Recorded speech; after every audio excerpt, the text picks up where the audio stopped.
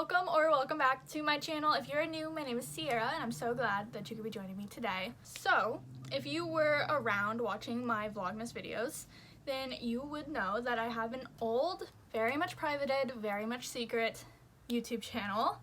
And during those Vlogmas videos, I went back and I watched some of my old Christmas videos. And it was a fun time. I had so much fun filming that video.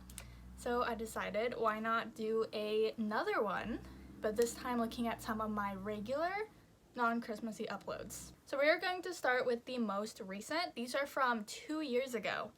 So it's gonna be fun. We're gonna get to see little baby Sierra. And yeah, let's just hop right into it.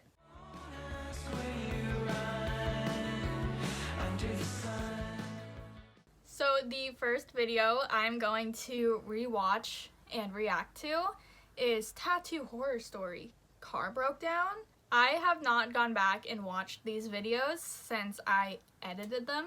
So it's going to be a fun experience for all of us. Let's hop into it. My name is Sierra and I'm so glad you could be joining me today because we have a very exciting vlog. So I have a tattoo consultation at 1. So that didn't work out. Okay, just pausing real fast just to say, what was with the volume of the music in the background? You can't even hear what I'm saying. It's a vibe, but oh my god. Break down on me. I'm a fairly new driver, so I was freaking out. I was like, okay, you know what?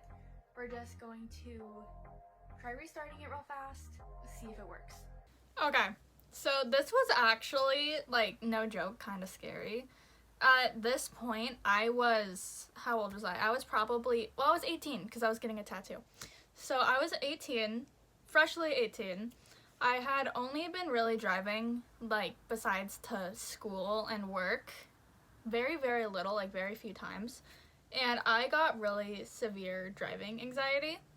And so what happened was I was on my way to a tattoo consultation, and then I was gonna see if I could do a walk-in tattoo at a different studio, and I was probably about 10 minutes away from my parents' house when the car decided to stop working. It was terrifying. It was shaking and the gas wouldn't work. It would not, go. It did that for like a second and then it stopped and it was fine.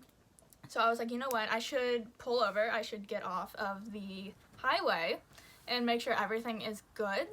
Because if I had kept driving, it's one of those roads where there's no turnouts. So I was like, I should probably stop and double check. And I was getting onto the off ramp, which is like an uphill, and it did it again, and this time it just stopped. And so the car started actually rolling backwards down this ramp. So, I like threw it like in the park. I was freaking out because I'm still on the off-ramp, I'm still on the lane. I am freshly 18, I have no idea what to do in this situation. I was sobbing. I tried calling my parents, like I said in the video, probably like 10, 11 times, and they weren't picking up. And there were people who had to, go around me because I was broken down in the road, who were, screaming at me. I had this one guy roll down his window and call me an idiot because he was like, you have to put your car in drive and hit the gas. And I was like, thank you, mister. You think I made it this far without knowing that? Thank you. Men. But it was very scary. I did not like it. And fun fact, we took the car, got it fixed. My parents did eventually show up, and then it broke down again, probably like a month or 2 later. Same thing happened, this time on my way to school. So at least instead of not getting to go get a tattoo, I got to get out of school for a day. So, very fun. So the next video we're going to react to is Stalked by a Stranger, Car Rants. I was very much in trying to do like a clickbait with every single video that wasn't like Christmassy. I was like, I was stalked by a stranger. When in reality, I'm pretty sure a car just like drove by me and looked at me. But we'll see. Place where I'm filming every single time I'm filming. I feel weird recording in my car. By the way, I'm in a public place. I'm in like I'm waiting for Starbucks because I did a mobile order. So it is a Friday morning. It's 8:30.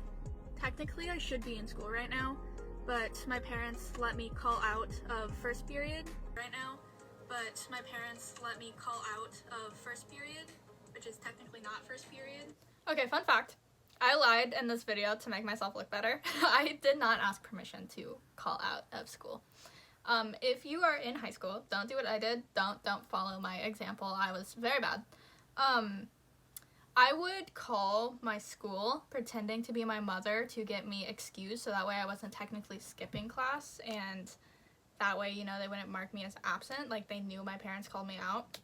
So I did that quite a few times, actually, and I never got caught. Don't do what I did. Bad.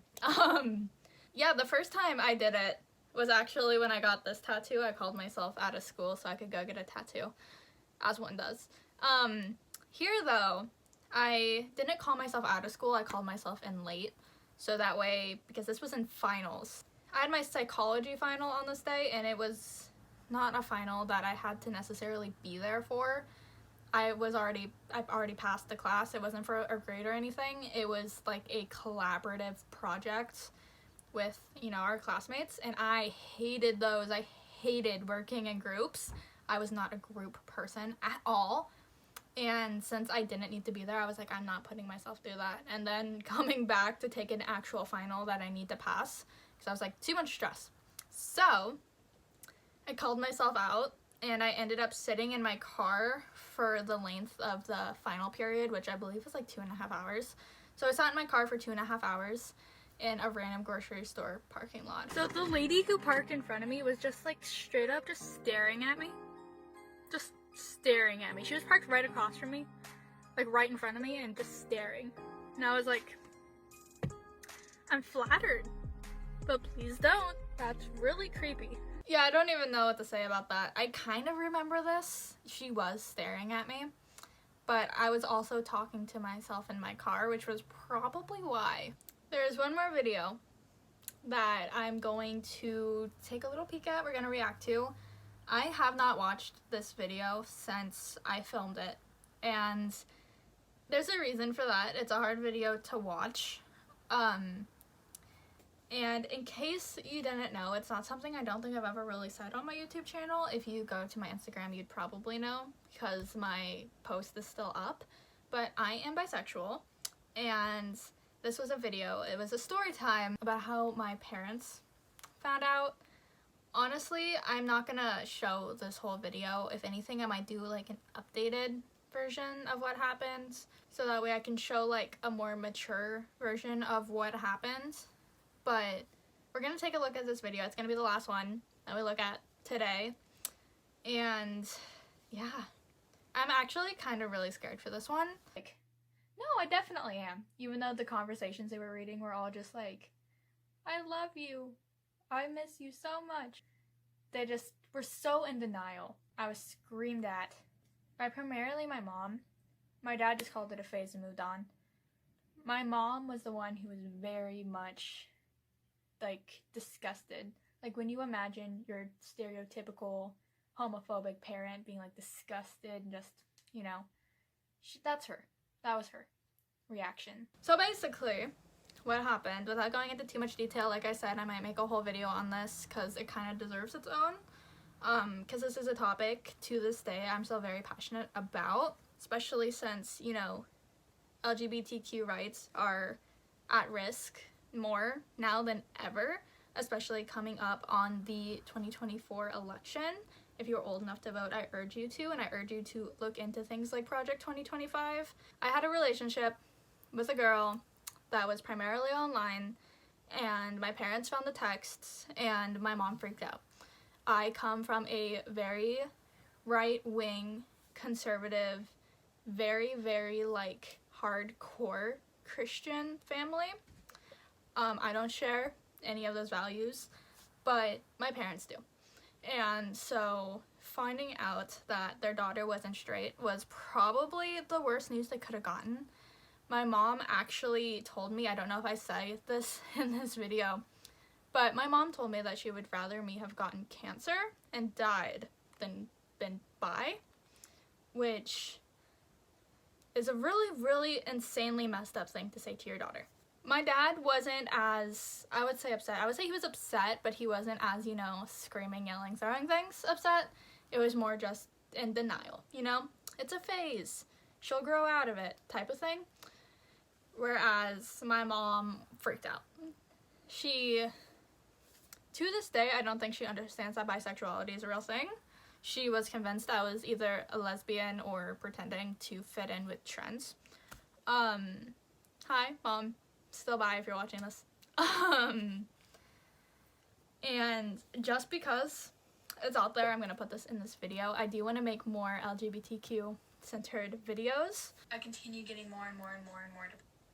So I'm just gonna sum up where the rest of the video goes. Basically, my parents did end up restricting my internet access. I was only allowed, they took my phone away completely for a long time. It was like 6 or 7 months. My laptop, my school Chromebook, was only allowed to be used during school hours for school things.